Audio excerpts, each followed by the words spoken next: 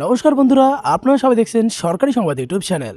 বন্ধুরা, আবারও মুখ্যমন্ত্রী পদে বসার পর থেকে কিন্তু মমতা সরকার একের পর এক নতুন নতুন প্রকল্প নিয়ে এসে সাধারণ মানুষের মন জয় করে নিচ্ছে।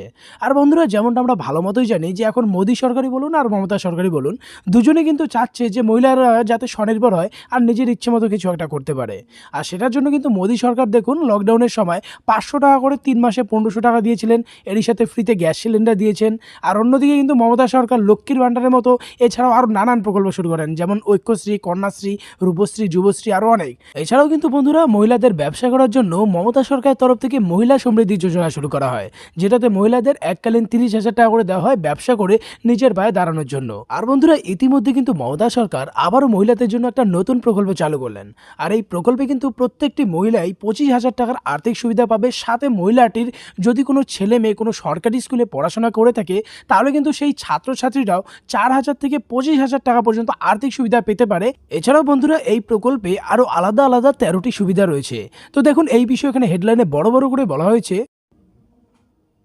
যে মুখ্যমন্ত্রী মমতার বিরাট বড় ঘোষণা, সমস্ত মহিলারাই পাবে 25,000 টাকা, আর ছাত্রছাত্রীরা পাবে 4,000 থেকে 25,000 টাকা, এবং সাথে 13টি আলাদা সুবিধা। কিভাবে আবেদন করবেন, কি কি ডকুমেন্টস বা কাগজপত্র লাগবে, ফর্ম কোথায় পাবেন, কোথায় জমা করবেন, এই সব কিছুই কিন্তু আজকের এই ভিডিওটিতে আপনাদের আমি জানিয়ে দেবো। তো বন্ধুরা, যদি আপনারাও চান যে আপনাদেরও বাড়ির মহিলারা এই 25,000 টাকার আর্থিক সুবিধা পাক, তাহলে কিন্তু সবার প্রথমে ভিডিওটিকে একটি লাইক করে দেবেন, এরই সঙ্গে লাল রঙের সাবস্ক্রাইব বাটনে ক্লিক করে বেল নোটিফিকেশনটা অল করে দেবেন। তো বন্ধুরা, প্রথমেই আপনাদের বলে দেই যে এই প্রকল্পে কিন্তু আপনাদের পরিবারের প্রত্যেকটি সদস্যকে অ্যাড করতে হবে, তবেই আপনি আবেদন করতে পারবেন। তো এখানে দেখুন, প্রথমেই বলা হয়েছে যে আবেদন করতে গেলে আপনার কি কি ডকুমেন্টস লাগবে। তো এখানে আবেদন করতে গেলে আপনার ভোটার কার্ড লাগবে, আধার কার্ড, ব্যাংক অ্যাকাউন্টের জেরক্স কপি, পাসপোর্ট সাইজের রঙিন ছবি লাগবে 2 কপি, আর লেবার কার্ড যদি লেবার কার্ড থাকে তাহলে। এবারে বলা হয়েছে আপনি যে নমিনি রাখবেন, নমিনির কি কি ডকুমেন্টস লাগবে। নমিনির লাগবে ভোটার কার্ড, আধার কার্ড আর ব্যাংক অ্যাকাউন্টের জেরক্স কপি। এবার কথা হচ্ছে আপনার পরিবারের অন্যান্য সদস্য যে অ্যাড করবেন তাদের কি কি লাগবে। তাদেরও লাগতেছে ভোটার কার্ড, আধার কার্ড, জন্ম সার্টিফিকেট, অ্যাডমিট কার্ড, যার যেটা থাকবে সেটা দেবেন। তবে বন্ধুরা, এই সামাজিক সুরক্ষা যোজনায় আবেদন করার কিছু শর্ত রয়েছে। তো এখানে প্রথম শর্তটা হচ্ছে যে আপনাকে অবশ্যই পশ্চিমবঙ্গের স্থায়ী বাসিন্দা হতে হবে, আর অবশ্যই আপনার মান্থলি ইনকাম মানে পারিবারিক মান্থলি ইনকামটা 6,500 টাকার নিচে হতে হবে। আবেদনকারীর বয়স অবশ্যই 18 থেকে 59 বা 60 বছরের মধ্যে হতে হবে। তো বন্ধুরা, এবারে আমরা দেখে নেব যে আবেদনকারী এই প্রকল্প থেকে কি কি সুবিধা পাবে। তো প্রথম সুবিধা তো এটাই যে আবেদনকারী 60 বছরের পর 1,000 টাকা করে প্রতি মাসে পেয়ে যাবে। এছাড়াও দুর্ঘটনার কারণে মৃত্যু হলে উপভোক্তার পরিবার পাবে 2 লক্ষ টাকা, স্বাভাবিক মৃত্যু হলে উপভোক্তার মানে আবেদনকারীর পরিবার পাবে 50,000 টাকা।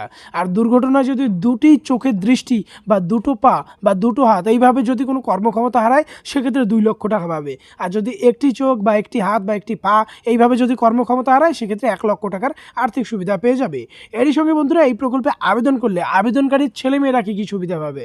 দেখুন, বলা হয়েছে আপেদনকারী যদি 2টি কন্যা সন্তান থাকে, তাহলে তাদের পড়াশোনার জন্য 25,000 টাকা পর্যন্ত আর্থিক সাহায্য দেওয়া হবে স্নাতক স্তরের জন্য। ক্লাস 11-এ পড়তে থাকলে সেক্ষেত্রে 4,000, ক্লাস 12-এ 5,000, আইটিআইতে পড়তে থাকলে 6,000, আর স্নাতক স্তরে পড়তে থাকলে সেক্ষেত্রে বাৎসরিক 6,000 টাকা করে দেওয়া হবে। পলিটেকনিকে পড়তে থাকলে 10,000, আর ডাক্তারি ইঞ্জিনিয়ারিংয়ে পড়তে থাকলে 30,000 টাকা দেওয়া হবে। এবারে কথা হচ্ছে বন্ধুরা, এই প্রকল্পে আপনারা আবেদন কিভাবে করবেন। তো এখানে দেখুন, নিচে একদম পরিষ্কার করে বলা হয়েছে এই সামাজিক সুরক্ষা যোজনার আবেদন করতে হলে আপনাকে অফিসিয়াল ওয়েবসাইটে গিয়ে অনলাইনে আবেদন করতে হবে। আর যে কোনো অতিরিক্ত বা তথ্য সহায়তার জন্য আপনি এই নম্বরে ফোন করতে পারেন।